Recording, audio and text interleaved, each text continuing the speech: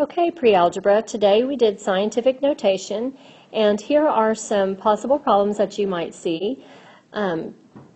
If you see that it's already in scientific notation, like the first three, you're going to put it into standard form. And remember, when the exponent is positive, you're just going to move your decimal to the right and to change it into standard form. So the first one, the 3.4 times 10 to the fourth, we would just be moving that decimal 4 places this way.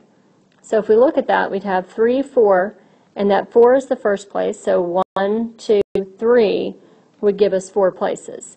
Okay, so if you look at it, these 4 places were after the decimal that was right here. And so 3.4 times 10 to the fourth is the same as 34,000. And 2.58 times 10 to the 7, again, we're going to move it 7 places. Here's our first 2, so we'd have 258, and that would be the first 2 right there.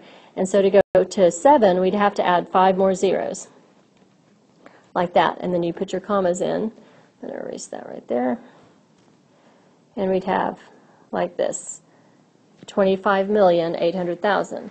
So 3 times 10 to the 6th, since there's no decimal, we're just going to put the 3 and add 6 zeros.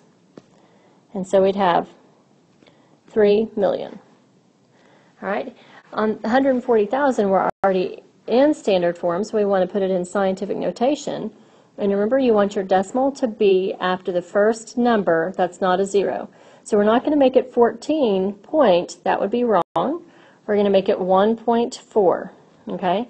So we need to put it right there, and so we need to count how many places over did we go. We went 1, 2, 3, 4, 5. So we say times 10 to the 5th. So on 2 million, we would want to make it 2, and then we have 1, 2, 3, 4, 5, 6. So 2 times 10 to the 6th. Okay, go to the next page.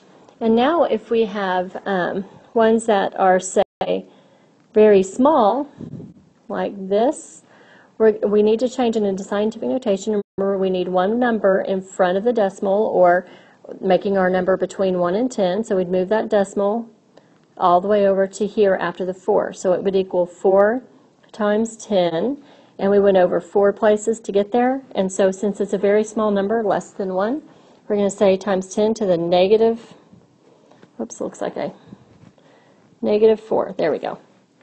Okay, so if I did another one like that, say 0.00000085, this time I want to put my decimal between the 8 and the 5 right there.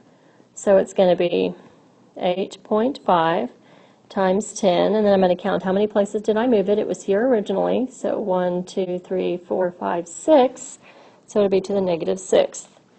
Okay, so what if you already have it in scientific notation like that? So like say 3.8 times 10 to the negative 4th. Here we're going to be moving the decimal the other direction. Since it's negative here, we want our number to end up being really small, like the 0.0004. So it's going to be going this way this time, okay? So I'm going to write 38 over here. I'm starting from here, so I'm going to go 1, 2, 3, 4, put a decimal, and then I'd be filling these places in with zeros. And you can see now that I have 4 places from where the decimal originally was to where it is now. So that is my answer. So doing one more of those, say I had 4.07 times 10 to the negative 7th. Okay, I'm going to come all the way over here and write 407, because I'm going to start here where the 4 is, and I'm going to go this way, 1, 2, 3, 4, 5, 6, 7.